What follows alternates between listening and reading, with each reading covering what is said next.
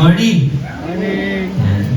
Masaya ba kayo na nandito kayo ngayong linggo? Ayan. Yan. So, isang mapagpalang umaga po. Isang mapagpalang linggo ng umaga. Bagamat mainit, we are gathered here to give praise. Balik natin yung kabutihan ng Diyos sa buhay natin. So, nalulungkot lang ako kasi bakit yung mga tao minsan nagiging paispan pa sa kanila kung sila ba ay magsisiba ng linggo, lalo pag mga Kristyano. So, paispan pa sa kanila, magsisiba ba ako ngayon? Maglalaba ba ako ngayon? Gagala ba ako ngayon? Pero dapat sa isang Kristyano kasi, this is the moment, this is the time na mabalik natin yung papasalamat sa Panginoon sa kabutihan ng Diyos sa mga nakaraang mga araw, di ba?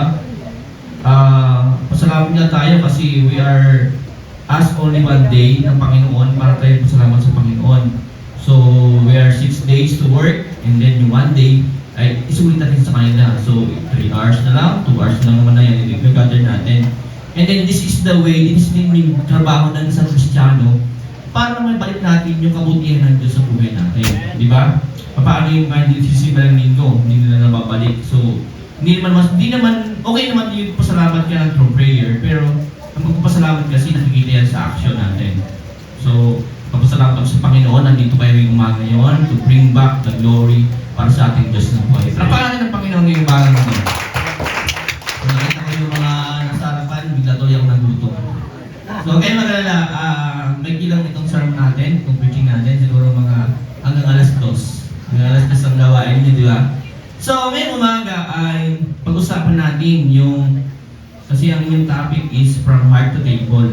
So, actually, I already prepared sermon about Thanksgiving sa 10 leprosy. So, sabi ni Pastora, ay baguhin ko daw kasi meron ng team. So, I read the Bible and then napili ko itong scripture na ito from 2 Corinthians chapter 9 verse 6 to 15. So, bago lahat tayo muna ay pumikita tayo muna namin. Panginoon namin Diyos na makapangyarihan sa lahat. Kami Panginoon papasalamat Panginoon sa iyong kabutihan sa aming buhay Panginoon. Tunay Panginoon na we acknowledge Panginoon that all things that we have ay kami Panginoon ay taga-ingat lamang Panginoon. Ipat ang lahat ng ito Panginoon ay nanggaling sa iyo Panginoon. Ikaw ang nag-produce ito Panginoon. Ikaw ang patuloy Panginoon to supply ito Panginoon. Sumang dito Panginoon sa iyong pong pag-aaralan Panginoon. Nawa Panginoon ikaw ang Panginoon magparangalan. Maintindihan po namin na mas mainam, mas malalim pa Panginoon ang iyong kadakilaan sa buhay po namin. Sa pamamagitan Panginoon ng aming pag-aaral ng iyong salita Panginoon. Dahil Panginoon na patuloy sana ang aming puso, ang aming isipan upang patuloy kami Panginoon, manahan Panginoon ng iyong salita Panginoon sa buhay po namin Panginoon. Maging sa iyong lingkod, dalangin po Panginoon na patuloy yung Panginoon akong bigyan Panginoon ng knowledge and wisdom. Gamitin ng Panginoon ko bilang instrumento Panginoon at patuloy Panginoon na hindi yung gusto ko maihayag. Pagkos Panginoon ang iyong layunin at Panginoon ang mahal Panginoon sa umaga ito Panginoon. We bring back the glory Panginoon and adoration sa iyo Panginoon pangalan Panginoon. This is our prayer in Jesus' name. Amen. So good morning po ulit. So happy Thanksgiving Day. Actually, in our church, in something like of the church, they are also celebrating Thanksgiving Day. So, kaya hindi ko po nadala yung aking pamilya. Sabi ng pastor natin, ito daw ay family day din also. So, ipapakain niyo po, hindi ko po nadala. So, because they are always, celebrating po sila ng Thanksgiving Day. So, ang Thanksgiving Day po kasi, counting background lang, is nag-originated po sa Amerika. So, may mga, I think, 1621, yun. So, actually, this is, malit lang na celebration. So, but later on, naging malaking celebration na to. So, and then, nung si Abraham Lincoln na, ginawa niya itong special holiday. So, holiday po sa Amerika, every time po na may Thanksgiving Day. Pero as Christians, dapat we celebrate Thanksgiving Day every day. Because ang Diyos ay hindi nagkukulang sa atin. Minsan hindi natin makita yung kabutihan ng Diyos, pero yung Diyos gumagawa ng kabutihan para sa atin. Amen. So, sa ating pag-aaralan po ngayong umaga ay balikan po natin yung ating text na 2 Corinthians chapter 6 verse 6 chapter 9 verse 6-15. Actually, this is the Paul letters to the Corinthian church. Ano ba yung background ng Corinthian church? Bigyan ko po kayo ng kunting idea. Ang Corinto po kasi ay, ito po ay city. Yung city po kasi, yung Corinth, ito po yung syudad kung saan andun yung pinaka-city. Pagpalagay natin sa amin, San Jose del Monte, Bulacan. So sa Bulacan, yung pinaka-city siya. So yung mga membro doon, kapag nasa city ka, ibig sabihin, ito yung mga tao na mapipera. Ito yung mga tao na hindi sila nagkukulang. So at least andun yung mga parang first class, middle class na mga tao. Pero ang problema dito, itong mga taga-Corinto na to, hindi ganun kalalim pananampalataya sa Panginoon, may problema. Pagdating sa pagbibigay, paghingi ng tulong, ay meron silang problema. Bakit sila nagkukulang? Despite na yung church sila ay mayaman, yung mga membro ay mayaman, bakit yung collection sa kanya ni Apostle Paul is mahina o konti? So mayroong problema sa puso ng mga membro na to, ng mga taga-Corinth. And then Apostle Paul asked sa kanilang church, sa Corinth church, na magbigay ng tulong doon sa mga Kristiyanong Hudyo na bumalik na ng Jerusalem. Kasi bumalik itong iglesia po kasi sa Jerusalem, they experience famine, taggutom. So, ang gusto ni Apostol Pablo, gumawa siyang sulat na sa mga taga-Corinto na magpadala kayo ng tulong doon sa mga kapwa niyang Kristiyano doon sa Jerusalem. Yung mga umuwi. Yung Macedonia, yung isang church pa, kahit na naghihikaos sila, kahit na mahirap sila, but they give, yung magagaya nila, yung give their the best para matulungan yung church ng Jerusalem. Pero itong Corinto, sa kabila ng kanilang status sa buhay, wala silang ibigay. Mahirap sila magbigay. Bakit? Kasi yung puso nila hindi tama sa magbibigay. Kaya gumawa ng sulat sa Apostol Pablo, chapter 8 and 9, it's about giving, pagbibigay. Pagbibigay ng tulong doon. Kaya ngayong umaga, ang aking pong mensahe ay pinamagatan ko ng thanks to giving. So, kung titignan po natin yung 10 leprosy, yung 10 may sakit, 10 po silang pinagaling ng Panginoon because of their situation, pinagaling sila ng Panginoon. And then, ang bumalik lang ay yung isa. Yung siyam, hindi ko alam kung saan nagpunta. Baka nandito. So, after they received the healing, after they received the blessing, pinalimutan nila magpasalamat sa Panginoon. But mayroong isang Samaritano. Ang ibang Samaritano, kaaway sila ng mga Hudyo. They are outcast, tawag na nila. Pero kahit na yung sitwasyon niya, nagpasalamat siya sa Panginoon. Siya yung bumalik kay Jesus, nagpatira pa siya, nagpasalamat siya sa Panginoon. So, ang lifestyle ng isang Kristiyano when it comes to Thanksgiving, dapat ang Thanksgiving will lead to an action. Dapat may action. Hindi pwedeng salamat lang. Dapat may nakang ginagawa action. Katulad ng Samaritano, ang ginawa niya, bumalik siya sa Panginoon, nagpatira pa siya, nagpuli siya, at nagpasalamat siya sa Panginoon. Sabi pa nga ng Panginoon, nasaan yung siyam? Nasa pitsayan. So yung isang yan ay nagpasalamat sa Panginoon at hindi lang kagalingan ang na-receive niya. Sabi nun, your faith made you well. So, di ba? Napakaganda. So, anong lesson doon? That ang pagpapasalamat, dapat merong lead to action. Hindi lamang yung thank you, pero hindi ka nakakitaan ng action. Kaya ngayong umaga po, pag-aaralan po natin ay yung isa-isahin po natin yung bawat verse ng 6 hanggang 15. So, unang-una po dyan, na gusto ko niyong maintindihan, sabi dito, your giving will bless you. Sino gusto ito magpalain ng Panginoon? Yan. Wala naman siguro hindi gusto magpalain ng Panginoon. Ang sabi diyan, ang pagbibigay daw ay magiging dahilan para magpalain ka ng Panginoon. Ang pagbibigay. Tandaan niyo po, malaki po yung tinatawag natin giving. Ang giving kasi hindi lang mabibigay ng pera, hindi lang mabibigay ng material na bagay. Marami nga pwedeng ibigay when it comes to giving. Pwede ka mabigay ng kapurihan sa Panginoon. Kaya kasi sabi ko kayo na every Sunday is a giving day. Giving our time, our thanksgiving to Panginoon, mabigay ng ating mga talento, pamamagitan ng pag-aawitan, pagtugtog sa umaga sa every Sunday service. So, giving yun. So, when you give, you will bless. Ang tanong, we are asking for blessing, but we don't give. Yan ang minsan masama. Gusto natin, minsan may mga tao na gusto natin kumabig, pero ayaw natin magparaya. Yeah? Pero sabi ng Panginoon, sabi dito sa letter ni Paul doon sa Corinthians, kahit na yung mga Corinthians ito ay madadamot, ito yung mga Corinthians ito na parang ayaw nyo na magbigay, pero sabi ng Panginoon na pag nagbigay kayo, pagpapalaan kayo ng Panginoon. Actually, they are in this stage of financial, nasa financial na sila na good, yung mga kasi meron sila, nasa city sila. Pero bakit sinabi ni Apostle Paul na you will be blessed by your giving? Una-una, tingnan natin yung verse 6. Tingnan niyo po yung inyong mga Biblia. Tingnan niyo po yung inyong mga cellphone, kung kayo mga cellphone. Yan.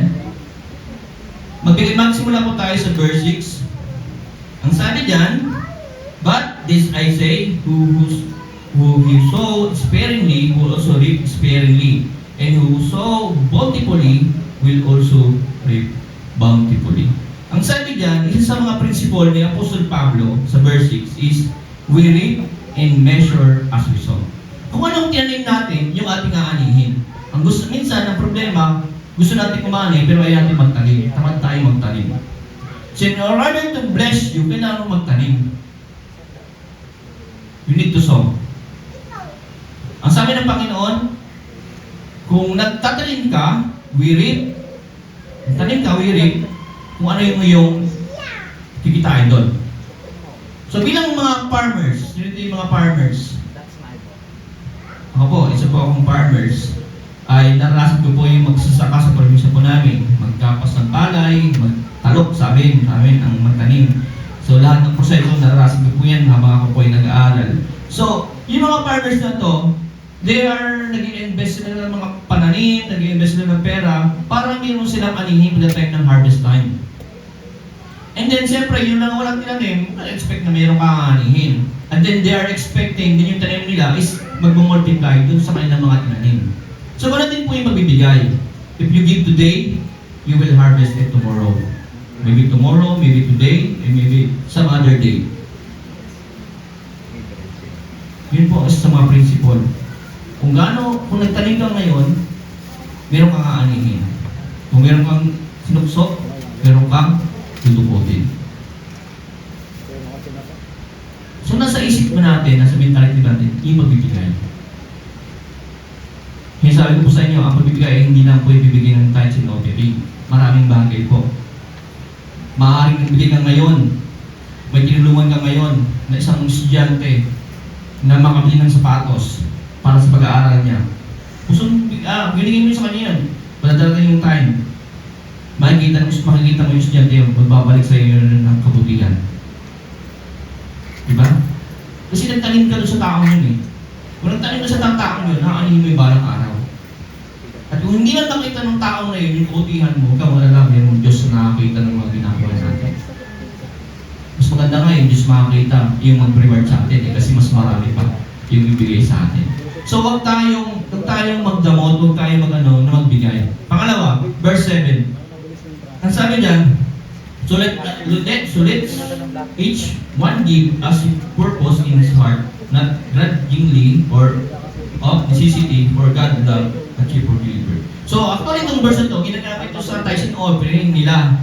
So sabi niya, God loves a cheerful giver. So hindi lang ito kasi for the tithes lang. Pwede itong gamitin sa tithes and offering. Pero ito kasi, sabi nito, natutuwa ang Diyos doon sa mga taong may buong pusong pagbibigay. So, sabi niyan, we reap as we sow with right attitude. Pag tama yung puso natin sa pagbibigay, tama din yung matatanggap natin. Meron kasi tao na bibigay ng labag sa puso nila. Oh, yun na. Pero na kasi makakit ka. At the behind of your mind, ayaw kong ibigay. Pero kasi napilitan ka lang. Hindi kasi ganun yung prinsipyo natin. Ang sabi ni Apostol Pablo, you will reap in what you sow if your heart is right. Pag tama ang pagbibigay mo. Dapat bukal sa puso, hindi galing sa puso. Diba? Dapat pagbibigay natin ay tapos sa puso natin. Hindi tayo napipilitan. Kasi kung gano'n lang din, useless na yung pagbibigay natin. Diba? Parang hindi rin credit din sa atin. So, yun ang sa mga prinsipyo. Pangatlo, 8 to 10, sabi diyan, and God is able to make all grace abound towards you, that you always having all sufficiency in all things, may have an abundance for every good work. Ito napakadali po rito. Ang sabi ng verse 8, God is able to make all grace abound towards you, that you will always having all sufficiency in all things may have in abundance for every good works. Nakita niyo po yung word doon na lahat o all. Ang sabi ng Panginoon, kaya kang i-bless ng Panginoon. God is able to make all grace abound you. All things, kayang ibigay sa atin ng Panginoon yan. Minsan, bakit tayo takot magbigay? Bakit tayo minsan ayaw natin magbigay? Kasi baka maubusan tayo. Diba? Yun ang isa na eh. Kasi akin na to eh. Ba't ko ibigay sa kanila? Bakit? Ba't ako magbibigay? Eh ako nga wala. Pero ang sabi ng Panginoon dito, God is able to bless you. Alam niyo po, may mga restaurant na nagsara. May mga negosyo na nagsara. Bakit? Kulang yung supplies nila. Alam niyo, nagtrabaho po ako sa restaurant na Chick Boy. Ang kalaban ng Inisal. Familiar ba kayo sa Chick Boy? Yung pwede sa chicks, pwede sa boy? Hindi, joke lang. Yung Chick Boy po ay, parang Inasal. Kalaban po yun ng Inasal. So, chicken at saka baboy po kasi Chick Boy. So, bakit sila nagsara? Kasi yung supply kulang. Yung demand ng supply kulang, pero yung demand ng sa market malakas. Okay, maglala mga kapatid. Yung ating supply hindi nauubusan. God is able to bless you. All things, ang sabi niya yan, hindi natin. So, ano man yung verse ng Bible niya, may makita kayo dyan na all grace about towards you, all having all sufficiency, all things, lahat kayang ibigay. Bakit tayo natatakot kung meron naman tayong supply sa atin? Ang Diyos hindi yan magpupur out sa baso kapag may laman pa. Magpupur out lang ang Diyos sa baso kapag wala na siyang laman. So the more na nawawala ng laman, the more tayong nawawala, the more na binabagsak ng Diyos yung blessing sa atin. The more we give, the more we receive the blessing from the Lord. Huwag tayong matakot magbigay. Because at the end of the day, tayo pa rin yung panalo. Unang-una, ginawa ka ng instrumento ng Panginoon para makatulong sa ibang tao, para lalo pang i-bless ng Panginoon. Every time po na ako po ay umatin ng mga Bible study sa bahay, and then, the house, yung may-ari po ng bahay, nag-papers namin, they offer something dun sa pastor o dun sa minister or food.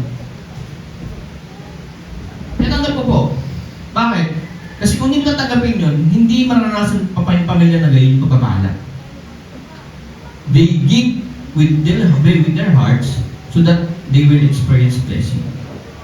Nag-guess niyo ba ako? Ano ba? Sa isang Bible study, binibigay sa akin, tatanggapin ko yun. Not because, bigay nila yun, but because I want to bless them with the Lord. Kasi nagbigay sila sa akin. So, kung hindi ka tatanggapin yun, kung puno sila, ibig sabihin yung baso, kung puno yung baso, mahirap yun punuin ulit. Ibig sabihin hindi dumadaloy ang isang ang pagpapala. So tanggapin nyo lang pag binigyan kayo because it is the sign na pagpapalain ng Panginoon yung gano'n. Pero tandaan nyo lagi na pagbibigay nyo ay hindi persahan. Laging dapat nagagaling sa puso natin. Yun ang gusto ng Panginoon, yung laging galing sa puso. Yung tagos sa puso. Diba, natatandaan nyo yung dalawang nagbigay, yung matanda, na ang kanyang binigay kunti lamang, ba't ang tinanggap ng Panginoon yung maliit lang? Bakit? Kasi galing sa puso yung binigay mo. Ang Panginoon hindi tumitingin sa amount, sa laki, sa value, ba't tumitingin niya yung ating puso kung paano ito nagbigay. Ganoon na naging problema ng mga taga-Korinto. Meron silang pera, meron silang kaya ng bigay, pero yung puso kasi nila hindi tama. Kaya nagkaroon sila ng struggles. Unlike the Macedonian church, naghihikaw sila sa hirap, pero they give their best para matulungan yung Jerusalem church na naghihikaos. Ganun ba tayo? We are Corinth church or we are the Macedonian church? Hindi ko alam. But, I hope this message ay mag-enlighten sa atin na pagbibigay ay hindi yan kawalan sa atin. Bagkus yung pagkakataon natin para tayo ay maging pagpapala sa ibang tao at patuloy dumari pagpapala sa buhay po natin. So, next ay sabi diyan ay we reap even while we are sowing. All grace, all sufficiency, all things, all the time, and all material blessing. Grace giving build Christian's character. So, ang grace giving po ay nagbibuild po sa ating ng ating character bilang isang Kristiyano. Di ba? Nakarinig na ba kayo ng salitang, ay, Kristiyano pa naman, ang dawat mo. Di ba? Nakarinig na gano'n. So, sabi niyan, ang grace giving po builds Christian characters. Nagbibuild po yung ating characters. Nga, tandaan natin lagi that our supplier, yung ating supplier ay kailanman ay hindi yan nauubusan. At laging meron yan lagi. Hindi yan katulad ng tubig sa amin na laging walang tubig. Ang Diyos po, hindi po yung nawawalan. Basta ready mo ng iyong lalagyan. Kapag hindi yung ready yung lalagyan mo, pagkulang yung lalagyan mo, mayroon lagyan ng blessing. So, next. Yan, sabi sa inyo, may kasi lang to eh. Pangalawa po, sabi niya, your giving will meet needs. Yan. Yan, sabi niya. Sabi niya, this service that you perform is not only supplying the needs of the Lord, people, but also overflowing in many expression of thanksgiving to God. So, pabibigay po natin ay namimit po yung others' need. Hindi tayo binlas ng Panginoon ng sobra to enjoy yung sobra. May purpose yung Panginoon bakit sobra minsan yung blessing natin. To share the blessing to others. Meron tayong mga pangailangan sa iglesia, may pangailangan tayo. Kung marami ka namang bigas, marami ka namang basahan sa inyo, may extra kang damit sa inyo, sobrang damit ninyo, pamigay mo sa church. Kung meron ka mga bagay na pwede mo ibigay sa isang tao na nakita mo wala siyang ganitong bagay, ibigay mo.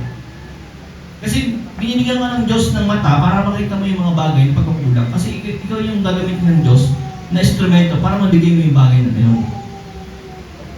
Hindi lang material na bagay. Pwede ng encouragement. Nakita mo yung kapatid mo naghihirap, may problema, kailangan ng prayer. Bigyan mo ng prayer, bigyan mo ng time. Ang time, mahalaga ang time. Sabi nga, time is gold. Bigyan mo ng time. Bigyan mo ng Word of God. Bigyan mo ng Biblia. Bigyan mo ng encouragement word. Kung meron ka kaya magbigay ng material na blessed na bagay, ibigay mo. So, ang giving ay namimit yung pangangailangan ng iba. Ang pagbibigay po ay hindi nasasayang yan kasi napupunta yun sa mga bagay na kailangan nila. The church, malaki ang pangangailangan ng church. Blessed tayo kasi we have a Korean missionary. But other church in province po, napakahirap. Meron silang mga pangangailangan. Minsan kulang sila sa instrument. Sa probinsya namin po, ang drums po namin, mga tambol, mga container. Yung takip ng karinola, yung cymbals. Yung tansan po yung aming, tawag dito, yung parang ginaganon, yung clapper. At yung snare po namin ay galon na may tansan sa loob. Pero blessed na blessed sila. Pero mga pangangailangan tayo. Meron tayong mga kakainan para matulong sa iba. Hindi tayo binibless ng Panginoon para walang purpose. Meron tayong purpose. To meet others' need. Sa pamilya na lang. Diba? May mga kailangan yung pamilya natin. Bigay natin. Kasi minsan nabibigay tayo eh. Madamot naman kasi yan. Hindi na kasi marunong pasalamat yan. Pero hindi kasi ganun ang purpose natin nabibigay. Pag nabigay kasi tayo, wala tayong humingi ng outcome. Nabigyan tayo eh. Kasi nakikita ko diba, pag minsan mayroong mga pulubi sa lansangan. Bigay. Hindi, gagamitin lang sa ganito yan. Diba paano kung hindi? Diba? Nagbigay ka ng 20 pesos, sabihin sa'yo nung bigay ka, bibili na ng rugby yan. Diba paano kung hindi? Diba? Kasi minsan, ang ating thinking is dun sa result, dun sa feedback. Pero ang gusto kasi ng Lord, magbigay tayo. Ang gamitin mo nila kung saan ang bagay yan, basta nagbigay tayo. Hindi natin concern yun. Bigay mo agad. Parang mayroong isang tao, 100 na yung pera niya. Nagbigay siya, Yun ang pera niya. Akala niya vlogger.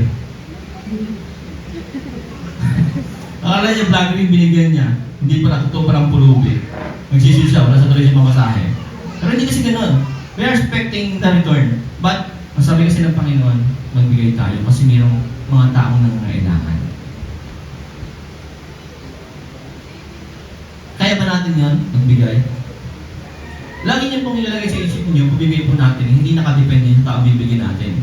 Ibig sabihin, hindi ito nakadepende sa response ng tao kung saan gagamitin. Wala tayong pakialam doon. Basta magbigay tayo. Yun ang muna gusto ng Panginoon, bigay tayo, magbigay. Kung ano man gawin nila doon, pananagutan nila sa Panginoon. Pero nagbigay tayo. Kasi may mga tao na may mga pangailangan. At because of our giving, namimit nila yung kanilang mga pangailangan.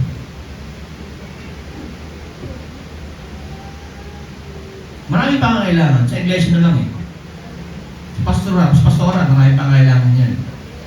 Funny, totoo po yan. Nagpupunta sa akin, pastora, pagdating daw sa, medyo patak daw ng ulan. Minsan papatak, minsan hindi. So, hindi lang material na blessing. Pwede mag-pray, yung mga minister, pastora, kailangan niya ng tagalinis, kailangan niya ng faithful worker sa church, yung talagang kusang loob. Yun. Marami tayong pwedeng ibigay. Yung time natin, alam niyo, ang isang pastor, masayan kapag maraming umaten kapag Wednesday. At saka Friday. Doon kasi nakikita ito ng Kristiyano. Joke lang. Hindi naman sinasabi nga. Pero doon kasi talaga, maintindihan natin, tuwing midweek at Friday, yung gustong ipag-usapan natin. Sabi nga ng isang vlogger, every Sunday po kasi is a parang celebrating day. Pero every Wednesday and Friday, doon dinidiscuss yung mga bagay na mas malalim pa doon sa Sunday. Kaya I-encourage na kayo umattend lagi ng Wednesday and Friday and every devotion din. Give your time to the Lord. Huwag tayong pasalamat na, Lord, nilas mo ako. Pero it might lead to an action. Give your time. Give your effort to the Lord. Give your talent. Marami tayong pwedeng ibigay sa Panginoon. Bakit na po? Bakit dyan? Sabi dyan, your giving will glorify God. Ang sabi ng Matthew chapter 5 verse 16, let your light shine upon men so that the Father will be glorified. So sa pamamagitan ng ating ginagawa, nabibigyan ng kapurihan yung ating Panginoon. So tayo nagiging light of this world. Paano yung ating ginagawa ay hindi tama doon sa gusto ng Panginoon, hindi tayo nagiging light of this world. Bagkus tayo pa yung nagiging, yung nagiging patay sinding ilaw. So sabi niyan, your giving will glorify God. Basahin natin sa anong version? 13. Because of the service by which you have proved yourself, others will praise God for the obedience that accompanies your confession of the gospel of Christ and for your generosity in sharing with them with everyone. Ang sabi nito ng Apostol Pablo, yung pagbibigay nyo sa church ng Jerusalem, it will glorify our God. Bakit? Itong mga Jerusalem church ito na naghihikaos, they will exalt the name of the Lord Jesus Christ because they receive the blessing from the foreign church. So, ang gusto mangyari ni Apostol Pablo na itong Corinthian church maging instrumento ng blessing doon sa Jerusalem church and that the Lord will glorify. So, magitan ng church na to. Di ba napakasarap isipin na that your church will use to glorify the Lord? You are the use of blessing. Di ba? Yung mga Korean missionary po, mga Korean church po, may papadala sila dito ng mga pera, papadala sila dito ng material na bagay, support. Minsan, pupunta pa sila dito by their own expenses. Bakit? Kasi gusto nila i-glorify yung Panginoon sa pamamagitan ng pagbibigay. Yan yung gano'ng kayaman o gano'ng binibless ng Panginoon yung mga Korean church, Korean missionary. Because they glorify the Lord Jesus Christ. Ang sabi dyan sa James chapter 2 verse 18 and 16, pwede bang natin? James chapter 2 verse 15 to 16. So ang sabi kasi dyan, sa ating pagbibigay ay isa rin itong way ng effective evangelism. Tulad mamaya, kung bibigay kayo mamaya, di ba? Sino mag-glorify doon? Hindi naman sa pastora eh. Kasi it will glorify our Lord Jesus Christ. Sabi yung church na yun, nabibigay. Yung church na doon, they are, inaabot nila yung mga pangailangan ng mga tao dito. Di ba napakasarap isipin na gano'n that our church, your church, nagiging instrumento para pagpalain yung ibang tao dito. Actually, pwede naman i-direct ka ng Diyos yung pagpapala sa mga tao yan eh. Pero God uses you as instrument to glorify the Lord. Di ba? James chapter 2.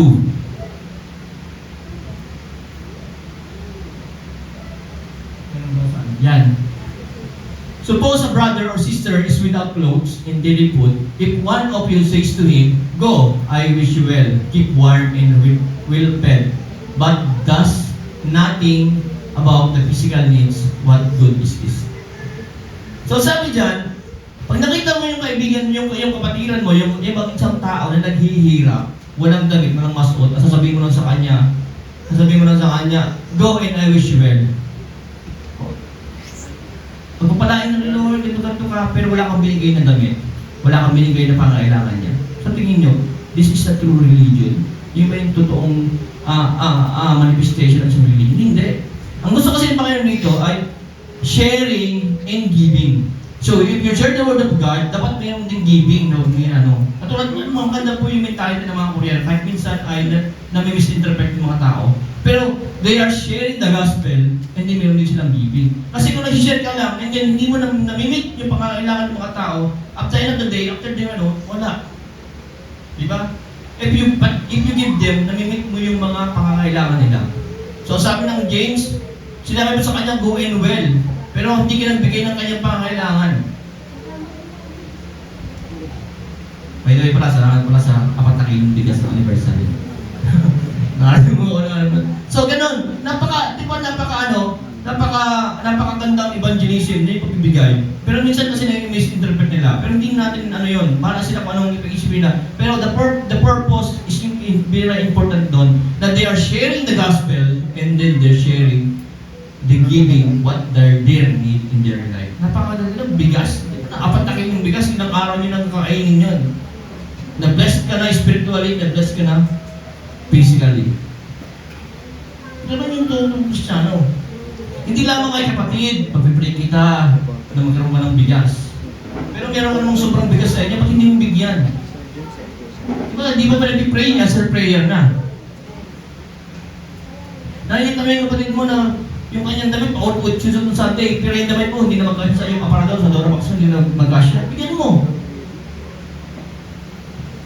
Di ba? Binibigyan ka ng Diyos ng mata para makita mo yung pangailangan ng tao because they want na mag-glorify din yung Diyos sa pamagitan ng pagbibigay mo. Yung sabi ko nga sa inyo, bawat bagay may purpose. Kung sobra ka, yung iba kulang. Kailangan ibigay mo sa kanya yan. Hindi dahil sobra ka, pag malaki mo yan. May pangailangan yung ibang tao na kailangan mo ibigay. So, ginagawa natin, nag-glorify yung ating Panginoon. At laging natandaan na nabibigay kayo, it is for God's glory, not for my own glory.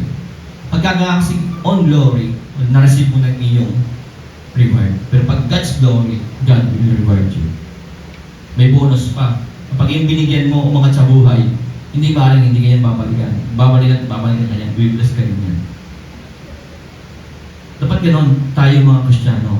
Dapat ganoon tayo yung isang church mag-isip. We are not only sharing, but we also giving. Ano mo pwede natin ibigay? Hindi naman pwedeng pera. Hindi naman forget sinabi giving is pera. Hindi tayo magbigay ng tubig, trucks. Pwede tayo magbigay ng time. Pwede natin magbigay tayo ng mga bagay na meron tayo na sobra naman sa atin. Di ba? So, ginagawa natin ito, mapapurihan yung Panginoon natin. Kapag yung Diyos na papurihan natin, at naniniwala ako, lalo ko yung i-bless ng church. Lalo ko i-bless ng Lord yung church na to. Not only the church, but also the members. Pagka ganun yung mentality natin, katulad ng mga Macedonian church, katulad ng mga Philippian church, ganun yung ating may mentality na we are church to give, not to receive. Sabi nga, di ba, ano ba yung pwede kong itulong sa church? Hindi pwedeng, ano ba yung magtutulong sa akin ng church? Marami tayong pwedeng gawin na magbibigay ng kapurihan sa Panginoon natin. Amen? Pang-apat po, your giving will united people. So, sa magbibigay natin, nagkakaroon tayo ng unity. Amen ba? Sino ba ito yung watak-watak? So, magbibigay, nagkakaroon tayo ng unity. Kaya nyo may mga Korean missionary pa yun. Despite na hindi sila marunong magsalita ng English, despite na kailangan na magbigay ng pera, despite na meron silang kailangan na magsakripisyo, kasi yung mga tao yan, may mga trabaho din yan sa lugar nila, sa bansa nila. Pero, they give their time, their money, their support, enabled us to unite in the Lord Jesus Christ. Di ba? Nagkaroon tayo sa pagbibigay, nagkaroon tayo ng unite. So, ang gusto niya, Apostol Pablo, that the Jewish church, Jerusalem church, and the Korean church, magkaroon sila ng unity sa magitan ng pagbibigay. Makikilala niyo ba yung Byongbang Church kung hindi sila nagbigay? Hindi. Magkakaroon ba kayo ng communication sa kanila kung hindi sila nagpadala dito ng support? Hindi. So, nagkakaroon tayo ng unity, ang Byongbang Church, and then yung main beneficiary, because of tinatawag natin na giving. Nandun yung giving. Nagsisircle sa atin yung giving. Nag-rotate sa atin yung giving. Pagbibigayan. Diba? So, ang pagbibigay ay will lead us to unite sa church. Diba?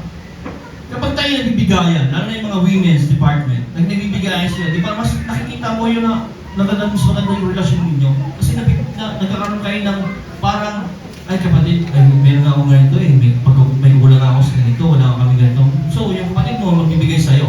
So, nagkakaroon kayo ng relasyon na maganda, nagkakaroon kayo ng unity sa bawat isa. Not only your uniformity, but unity. Pag sinabi na sa uniform, pare-paras lang kayo.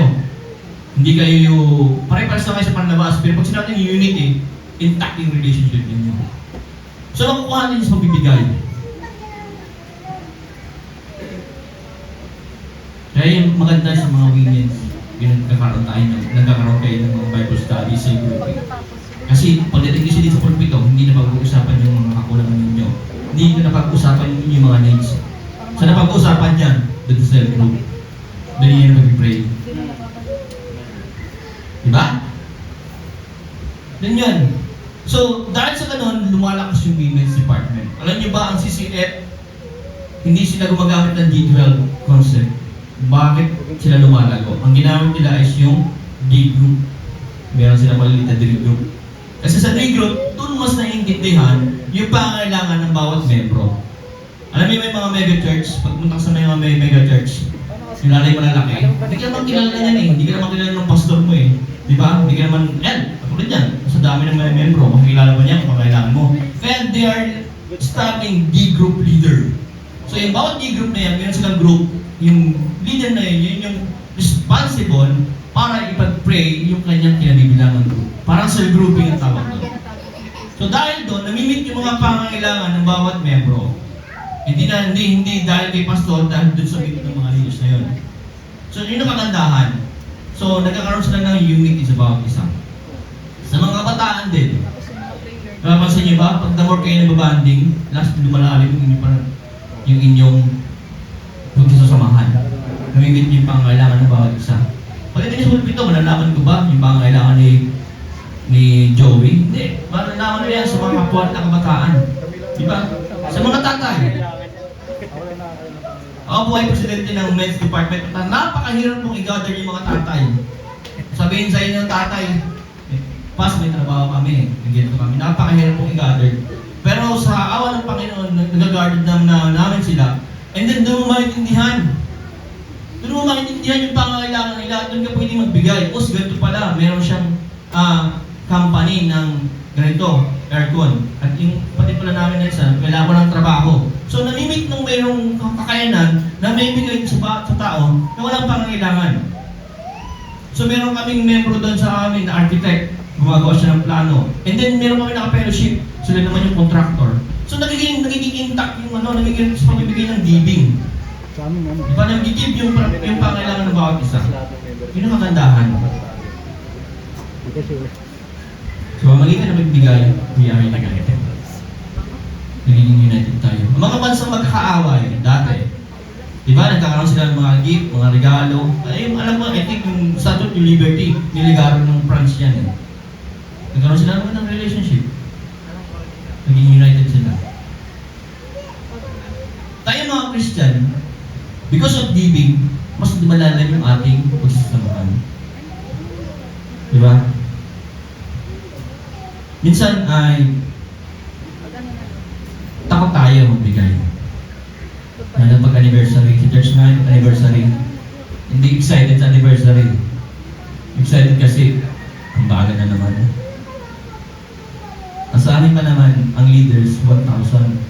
Dalawa kaming leaders, ako at saka yung asawa ko. Kasi sa amin kasi, yung leaders kasi, they are included sa leaders pag leader ka. So dalawa kami, sa amin 2,000. Diba, bigat nun? 2,000. So, yan sa amin. So, minsan, may mga nagreklamo. Meron naman. Tapos after ng anniversary, meron namang event. Nagbagay na naman. Pero minsan alam nyo, kung sino yung mareklamo, siya yung hindi nagbibigay. Diba? Kung sino pa yung hindi nagbibigay, pero kung doon sa mga tao nagbibigay, wala kang maniling na reklamo. Diba? Okay lang. Pero sa hindi nabibigay, sino pa yung mareklamo? Pero dapat natin tandaan na lahat ng bagay, lahat ng blessing, material man yan, yung ating supplier, si Jesus. Huwag kayong matakot. Kung gagawin natin ito for God's glory, ng buong puso, bibigyan ng Panginoon yan sa atin. Ibabalik ng Panginoon. Ang magsasaka po kasi, pag nagtanim niya ng isang butil na palay, hindi naman pag tumubo yung palay, isang butil lang dinaanihin niya eh. Di ba? Pag nagtanim naman ng isang butil ng abukado, pag nagbubunga ba yan, isang abukado ng mga ani mo, hindi, mas marami din. Yung palay, ganun din, yung binhi yan sa sako, na binhi, na pag itinanim mo yan sa palayan, hindi nagsasak mga ani dyan. It will multiply. Kasi ba, magtanim kayo ng isang butil ng palay, aanihin nyo isang butil ng palay. Nagtanim ka pa. Diba? Ang ano nito, ang purpose ito, if you sow, you will reap multiply. Because of giving. So mag-end po ako dito sa isang, alam niyo ba yung Red Sea? Dead Sea? Yung Dead Sea po kasi ay patayin na, kaya nga Dead Sea, patay na dagat. So, wala na bubuhay doon na anumang living creatures. Patay nga eh. Pero bakit yun namatay? Kasi po yung Red Sea ay wala siyang drainage. Puro, ano lang siya, puro income lang ng tubig. Pero wala siyang tinatapong tubig. Ibig sabihin, hindi dumadaloy yung Dead Sea, kaya Dead Sea siya eh. So, pumapasok na pumapasok, pero hindi lumalabas. Sa buhay natin, kapag tayo ay pinapakalan ng Panginoon, pag tayo ay kabig lang ng kabig, at wala tayong drainage sa buhay natin, as a sign of giving, para tayong patay, hindi tayo buhay. Di ba? Ganun din ang Diyos. The more you give, the more you drain your water, the more you receive water. Kung gusto mong palain ka ng Panginoon, matuto tayo magbigay. Kung gusto mong punuin ng Diyos yung bigasan mo, matuto kong magbigay ng bigas. Kung nakikita mong puno na yung Durabox mo, yung gamitan mo, matuto kong magbigay. Huwag mo nang ibenta, mura lang yan. Pwede ibenta mo, ibigay mo yung pinabentahan. So marami tayong pwedeng gawin para matulong. From heart to table. Diba? Marami tayong mga opportunities para makapagbigay. pinapakita sa atin ng Diyos yung mga ganung opportunity para tayo maging instrumento para pagpalain yung ibang tao. Alam mo yun, ginamit ka ng Diyos para pagpalain yung ibang tao. Pero pala mo na ibang tao, pagpapalain ka para yung Panginoon. Isa din sa mga sign na mature ka na sa Kristyano, yung buong puso kong nagbibigay. Hindi matakot. Hindi matakot mawala. Hindi ka wala ng pagbibigay. Kundi ito ay umpisa na bibigay ng blessing ng Lord para sa atin. Kaya kayo matakot magbigay. Alam niyo kung ang mentality ng bawat Kristyano ay similar pagbibigay. Napakaganda ng atmosphere sa loob ng church. Napakaganda. Hindi natin kailangan ng missionary, hindi natin kailangan ng sponsor. Kayo kaya niyong tumayo sa sarili niyong paa. Kung you are heartfully marunong kayong bigay.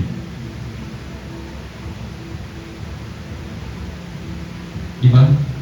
So, pinako lang sa inyo, yung church po namin ay actually we are under the missionary. Pero yung aming church po, kahit kailan hindi kami humingi sa aming missionary. Sponsor po ng mga may leaders, nagbibigay po sila. Sa amin po yung church po namin ay isa lang yung gitara. Pero may mga hinihingi po yung Panginoon na nagbibigay. Ang guitars po namin ay 3. May sarili-sarili silang gitara. Yung kami po, pag nagawa po sa church po namin, yung aming mga pinto dati ay plywood lang. Pero may hingi po yung Panginoon, nagbigay. As a sign of thanksgiving, nagbigay po ng furniture, ng pulpito, ng lamesa, ng upuan, at yung pinakamamahal ng pinto po. Nagbigay siya. Kasi kung tutuusin, malaking makawalan sa kanya yun eh. Kasi benta niya na yun eh. Kasi may namumuwalan sa tao, namumuwalan sa supply. Pero hindi, ang isip kasi niya, ito kasi yung aking way ng thanksgiving sa Panginoon, yung pagbibigay. Paano natin magbigay ng pasalamat sa Panginoon? Paano tayo mag-express ng ating gratitude sa Panginoon? Paano tayo mag-express ng ating thanksgiving sa ibang tao? Dapat ang thanksgiving natin will lead to an action. Dapat merong action.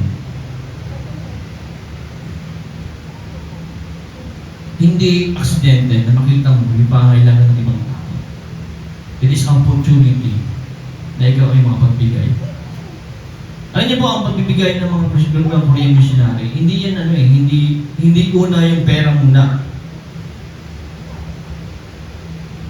Binigay nila muna yung sarili nila, kasunod yung material na bagay. When we receive Jesus Christ as Lord and personal Savior, all things that we have is belong to Jesus. Our wealth, yung ating buhay. Pero kung hindi natin gagamitin yan sa mga bagay na para sa kapurihan niya, hindi natin alam kung mawawala sa ating biglayan. Kasi ang Diyos ang may kakayahan na mawala sa atin yan. Pero kung gagamitin yan sa mga bagay which is kapakapakinabang sa kanyang layunin, mas paglalaguli pa ng Panginoon yan. Kung meron tayong mga negosyo, meron tayong mga talento, meron tayong mga learnings na pwede natin ibigay sa ministry, ibigay sa ibang tao. Bigay natin. This is a sign of our thanksgiving sa Panginoon. Tayo lahat ay